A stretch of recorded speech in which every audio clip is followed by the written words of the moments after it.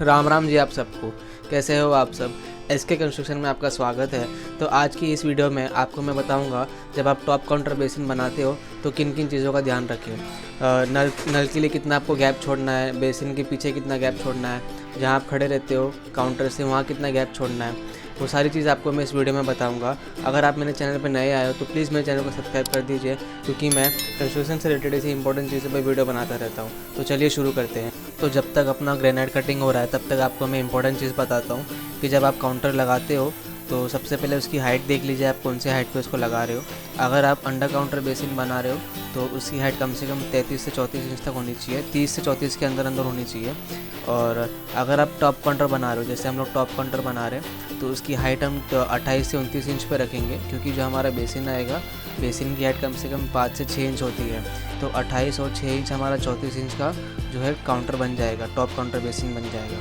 तो उसमें हाथ धोने के लिए भी आपको कंफर्टेबल होगा धोने के लिए। और अगर उससे 34 से ऊपर हाइट जाती है तो आपका हाथ धोने में इतना कंफर्टेबल नहीं होता है। जो स्टैंडर्ड हाइट आपकी होती है काउंटर की, वो 34 इंच तक होती है लास्ट टू लास्ट, उससे ज़्यादा नहीं होनी चाहिए। तो ये दोनों में फ़र्क देखिए कि अंडर काउंटर बेसिन में कितनी आपको हाइट रखनी है और टॉप काउंटर बेसिन में आपको क्या हाइट रखनी है। टॉप काउंटर में आपको काउंटर की हाइट जो है वो 28 इंच से लेकर 29 से 30 इंच तक रहनी चाहिए। आपके बेसिन की हाइट के हिसाब से आपको काउंटर सेट करना है। और अगर आप अंडर काउंटर बेसिन बना रहे हो तो उसकी हाइट कम से कम 30 से 34 इंच के अंदर अंदर होनी चाहिए, जैसे क्लाइंट को सूटेबल हो। अभी हम काउंटर का जो डबल पट्टी होता है वो डबल पट्टी हम चिपका रहे हैं। फिर इसको हम पॉलिश करेंगे अच्छे से, ताकि जो हमारा सामने से लुक आएगा वो पूरा अच्छे से पॉलिश दिखे। ऐसा नहीं है कि हमारा टॉप काउंटर जो ऊपर का हिस्सा पॉलिश दिख रहा है और सामने जो हम डबल पट्टी लगा रहे हैं वो अनपॉलिश दिख रहा है। तो हमको उसको पॉलिश भी करना है। जैसे अभी हम पॉलिश करेंगे, कुछ इसी तरह आपको पॉलिश कर लेना अच्छे तरीके से। हर धार जो कोना है उसको राउंड कर लेना है, ताकि उसका लुक जो है और भी उठ के आ जाए। ये छोटी छोटी चीज़ें आपकी जो काउंटर्स को होती है वो बहुत उभर के दिखाती है। तो ये सब चीज़ का आप ध्यान रखिए। और हम जो है काउंटर में एक सूत का इसमें पाटा मार रहे हैं, ताकि उसका लुक और अच्छे से आए।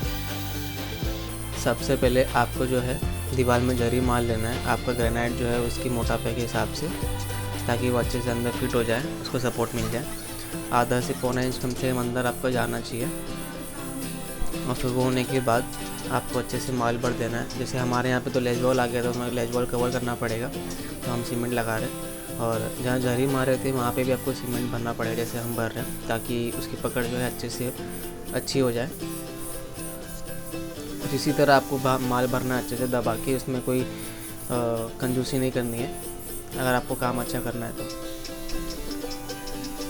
सीमेंट लगाने के बाद आपका जो टॉप है काउंटर टॉप, आप उसको लेके आके चेक कर सकते हो, उसको फिट कर सकते हो आराम से, कोई दिक्कत नहीं है। फिर उसका लेवल आपको चेक कर लेना अच्छे से कि आपका लेवल में है कि नहीं, कहीं से ऊपर नीचे नहीं होना चाहिए। उसको अच्छे से प्रेस करके ठोक ठाक के आपको उसका लेवल चेक कर लेना है। अभी काउंटर सेट होने के बाद जब हम बेसिन फिट करते हैं तो जो दीवार का हिस्सा होता है, जहाँ पर हमारा नल आना होता है, वहाँ पे हमको कम से कम 3 इंच जगह, 2.5 से 3 इंच जगह छोड़नी पड़ती है, ताकि आपका जो नल फिट करने में कोई प्रॉब्लम ना हो। आगे पीछे जैसे हमारा नल दिख रहा है आपको, वो नल हमारा 3 इंच का गैप है, उसमें हमने फिट किया अच्छे से, जैसे आप देख सकते हो। और जो काउंटर के आगे का हिस्सा होता है, जहाँ पर हम खड़े होकर हाथ धोते हैं, वहाँ से भी कम से कम आपका 2 से 2.5 इंच छूटना चाहिए। आपका जो बेसिन है उसमें आगे पीछे दोनों तरफ 2.5 से 3 इंच का गैप होना ज़रूरी है। वीडियो अच्छी लगी हो तो प्लीज़ मेरे चैनल को सब्सक्राइब कर दीजिए। अपना कीमती समय देने के लिए बहुत बहुत धन्यवाद।